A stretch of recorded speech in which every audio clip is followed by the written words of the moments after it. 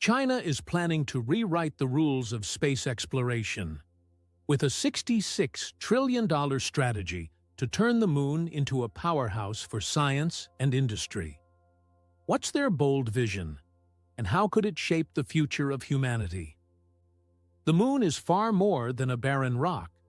Its surface is rich with resources that could redefine our future, including helium-3, a rare isotope that could revolutionize energy production through nuclear fusion. Add to this the presence of water ice in its craters, which can be converted into oxygen for breathing, water for life, and hydrogen for rocket fuel. This makes the moon not only a treasure trove of resources, but also a strategic gateway for further space exploration. Geopolitically, the moon's significance is undeniable.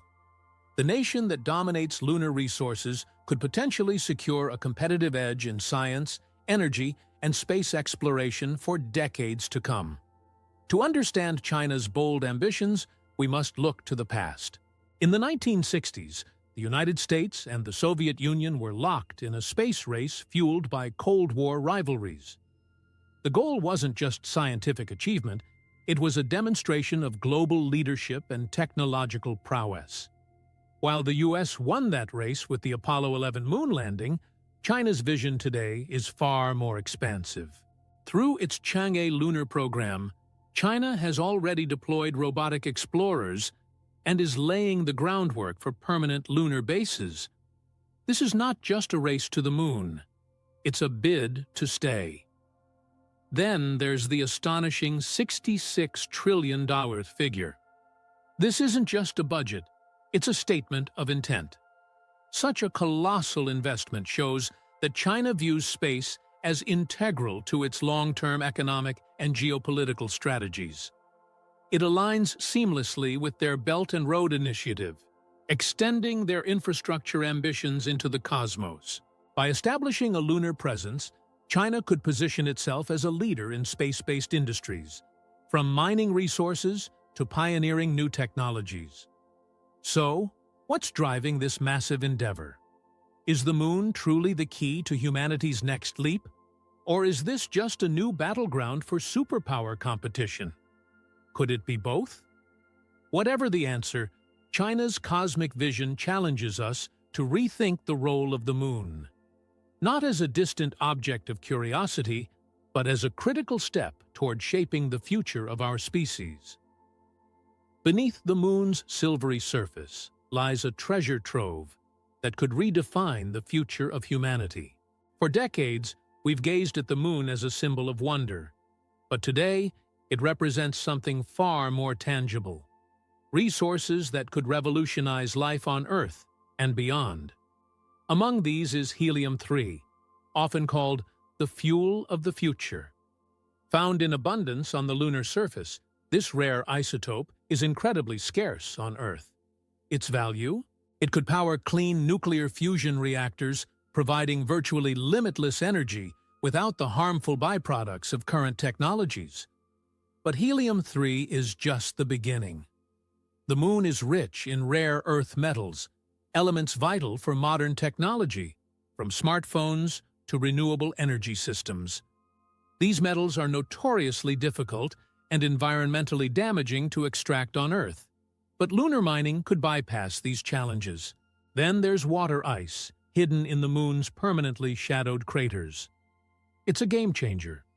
Not only can it sustain life for lunar colonies, but it can also be broken down into hydrogen and oxygen to fuel rockets. This makes the moon not just a destination, but a launchpad for deeper space exploration. Now imagine what happens if one nation controls these resources. If China successfully establishes a monopoly over the moon's riches, the economic and geopolitical consequences could be staggering. Helium-3 alone could become the backbone of a new energy economy, giving China unprecedented leverage over global power markets. Rare earth metals could fuel China's technological dominance, while water ice could make them the gatekeepers of interplanetary travel. The potential for economic transformation is enormous, but so is the risk of conflict. If history has taught us anything, it's that competition for resources often leads to tension. Could the moon become the 21st century's new flashpoint? Imagine a future where the moon powers our world, but only one nation controls the switch. It's a scenario that forces us to reconsider not just the opportunities of lunar exploration, but the responsibilities of how those opportunities are shared. China's $66 trillion strategy for the moon is nothing short of monumental. A meticulously planned, multi-phase roadmap to dominate space and secure a foothold on the next great frontier. This isn't just a series of missions. It's an integrated plan to establish technological, economic, and geopolitical supremacy beyond Earth's orbit. From robotic landers to permanent lunar outposts and large-scale resource extraction, China's vision represents a commitment to a long-term presence on the moon, reshaping the global balance of power. The foundation of this strategy lies in the Chang'e lunar program, named after the Chinese moon goddess. Since its inception, the program has achieved milestone after milestone, orbiters mapping the moon, rovers exploring its surface, and the groundbreaking Chang'e 5 mission, which brought lunar samples back to Earth for the first time in over 4 decades.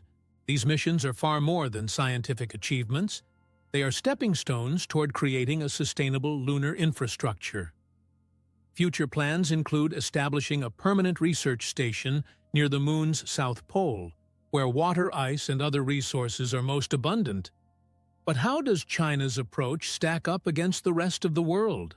NASA's Artemis program aims to return humans to the moon, building on decades of American space exploration. While Artemis is a collaborative effort involving international partners, China's strategy is tightly centralized, driven by its government's long-term ambitions and state-owned enterprises.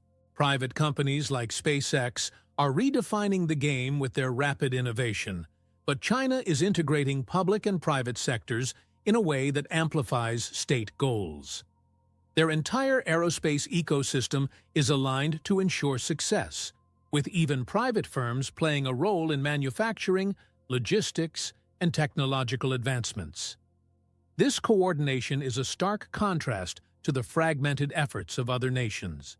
China's ability to mobilize resources and maintain a singular focus gives it an edge, but it also raises questions. Can any nation or coalition realistically challenge this plan?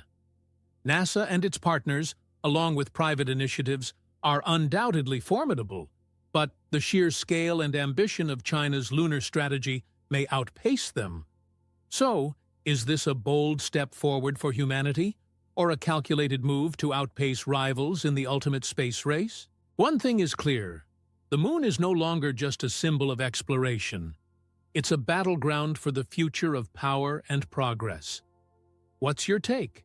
Is this the start of a new era in human achievement, or a new arena for global competition? Let us know in the comments, and don't forget to like, share, and subscribe for more insights into the next frontier. Building a city on the moon might sound like the stuff of science fiction, but for China's engineers and scientists, it's quickly becoming a reality. Behind this audacious vision lies cutting-edge technology, from robotic explorers to energy systems capable of withstanding the moon's extreme environment. These advancements are not just impressive, they are essential for turning the dream of lunar colonization into a sustainable endeavor. At the heart of this effort are China's lunar rovers, such as the U-2 or Jade Rabbit series. These robotic pioneers have already proven their ability to explore the harsh lunar terrain, gathering critical data about the surface and its resources. Future rovers are being designed with advanced AI to operate autonomously, enabling them to conduct mining operations, build infrastructure, and even repair themselves without direct human intervention. This level of automation is crucial because sending humans to oversee every operation on the moon is both risky and expensive. But mining on the moon isn't just a matter of sending machines. The challenges are immense. Temperatures swing from searing heat to freezing cold. There's no breathable atmosphere, and the lunar dust, sharper than glass, poses a hazard to both machinery and humans. To tackle these obstacles, China is developing technologies like lunar regolith bricks, made by 3D printing with moon dust, to construct buildings and landing pads. Solar energy systems are also being optimized to provide reliable power, while underground habitats may be explored as a way to shield future colonists from radiation. Interestingly, China is not working in complete isolation. While their space program is largely self-reliant, they've expressed interest in partnerships with other nations and organizations for certain aspects of their mission. For example, cooperative efforts with Russia have been discussed, and China has hinted at potential collaboration in areas like resource sharing and scientific research. However, the question remains, will China keep its technological breakthroughs proprietary, or will it share them with the world? Given the geopolitical stakes, the answer to that question could shape the future of lunar exploration. So, what breakthroughs are still needed to make this vision feasible? Robotics and AI are already driving incredible innovation, but further advancements in energy storage, materials science, and life support systems are essential. If successful, this technology could lay the groundwork not just for moon bases, but for humanity's broader expansion into space. As we look ahead, the implications are profound. Imagine a network of robotic miners and 3D printed cities on the moon, controlled from Earth, or perhaps even autonomously. The race to make this vision a reality is well underway, and China is firmly in the lead. What do you think? Will this technology benefit humanity as a whole, or is it destined to deepen the divides on Earth? Let us know your thoughts, and don't forget to subscribe for more stories from the frontiers of innovation. As China accelerates its lunar ambitions, the global stage is bracing for what many are calling the new space race, a high-stakes competition to control the moon and its vast potential. For decades, space was seen as a domain of exploration and scientific collaboration. But today, the moon's resources and strategic value are turning it into a battleground for geopolitical influence. Could this new frontier spark the next great power struggle? One fought millions of miles from Earth? At the heart of this tension is the question of ownership. The Outer Space Treaty of 1967, signed by over 100 nations, including China and the US, explicitly forbids any country from claiming sovereignty over celestial bodies. However, the treaty was crafted during an era when the idea of lunar mining or permanent bases was pure speculation. Today, the prospect of extracting resources like helium-3 or establishing national footholds on the moon has pushed the treaty's limits.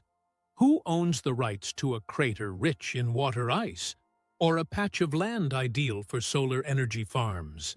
These questions are becoming urgent, and the answers remain murky. China's aggressive approach to the moon has already drawn responses from other nations. The US is doubling down on its Artemis program, aiming to return astronauts to the lunar surface and establish its own infrastructure.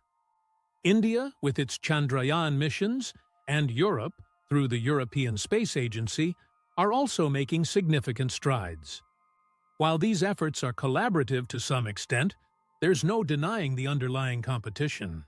Many countries see China's rapid progress as a potential threat to their own ambitions, particularly if Beijing uses its lead to monopolize resources or dictate the terms of lunar exploration. The question of governance looms large. Can international law adapt to this rapidly evolving landscape? Efforts like the Artemis Accords, a US-led initiative to create cooperative principles for space exploration, attempt to address this. Yet China, along with Russia, has declined to participate, viewing the accords as overly US-centric. Without a global consensus, the moon could become a flashpoint for conflict, mirroring territorial disputes back on Earth. The stakes are high, not just for nations, but for humanity. A cooperative approach could turn the moon into a shared stepping stone for deeper space exploration.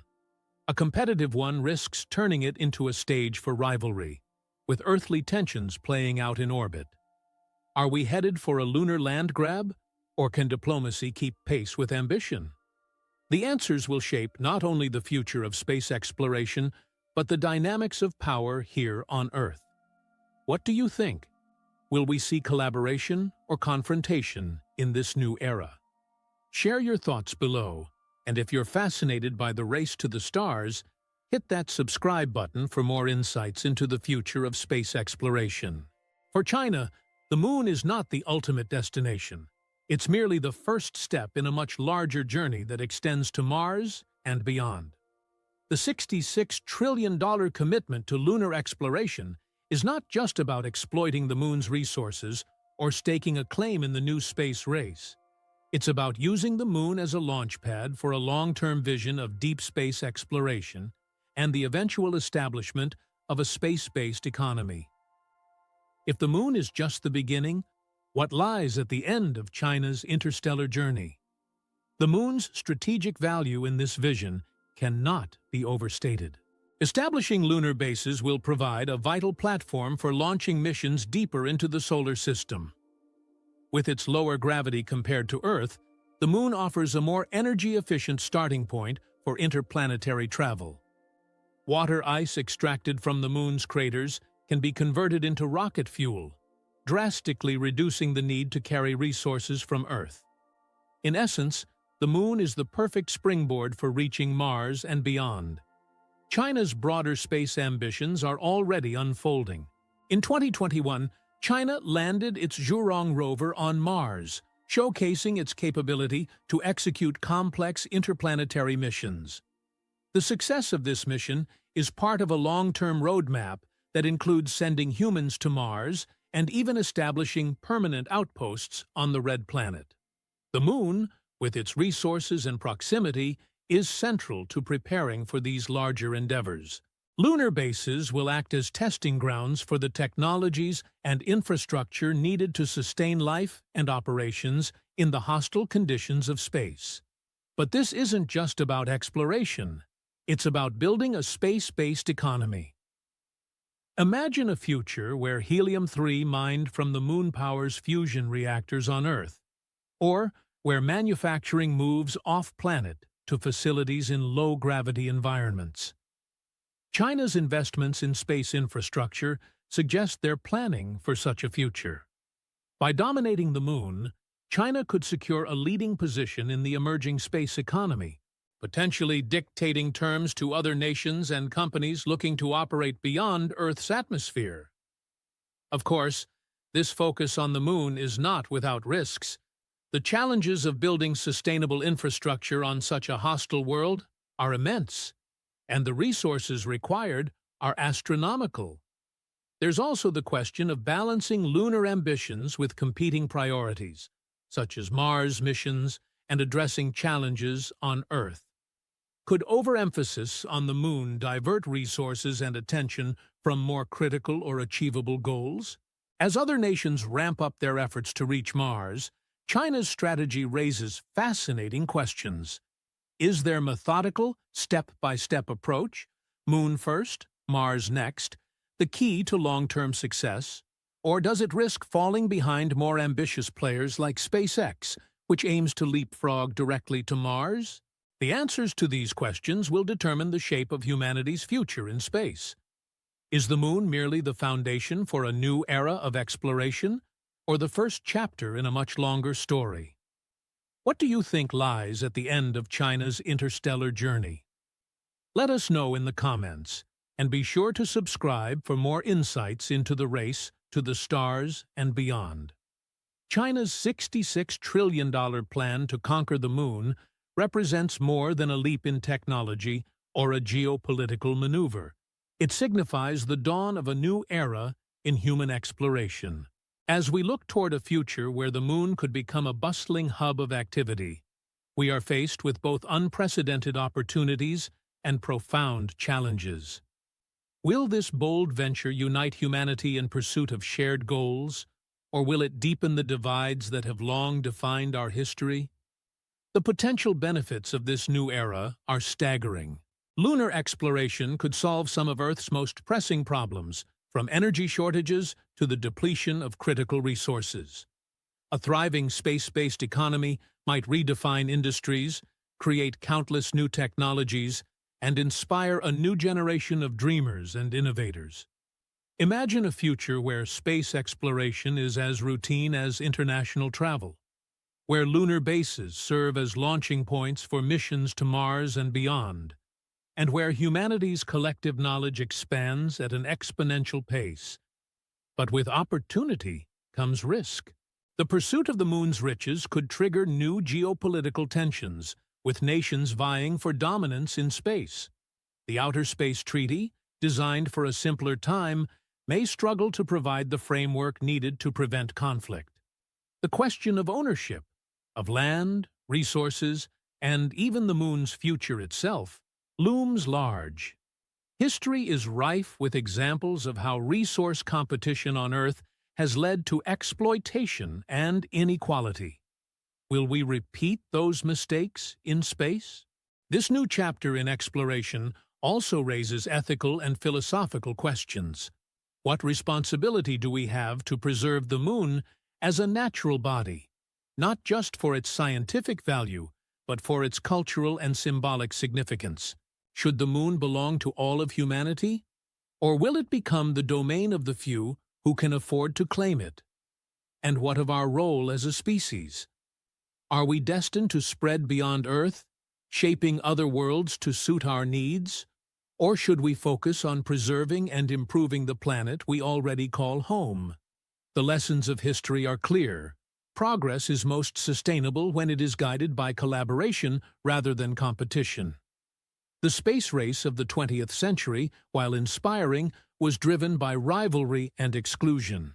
Today, we have the chance to take a different path, one where nations, organizations, and individuals work together to explore the cosmos. Cooperation in space could foster unity on Earth, proving that humanity can rise above its differences to achieve something greater. As we set our sights on the moon, we must ask ourselves, are we reaching for a brighter future, or repeating the mistakes of our past? The answer will shape not only the legacy of this new era, but the destiny of humanity itself. Let us know your thoughts in the comments, and if you're inspired by the possibilities of this cosmic journey, be sure to like, share, and subscribe for more stories about the future of exploration.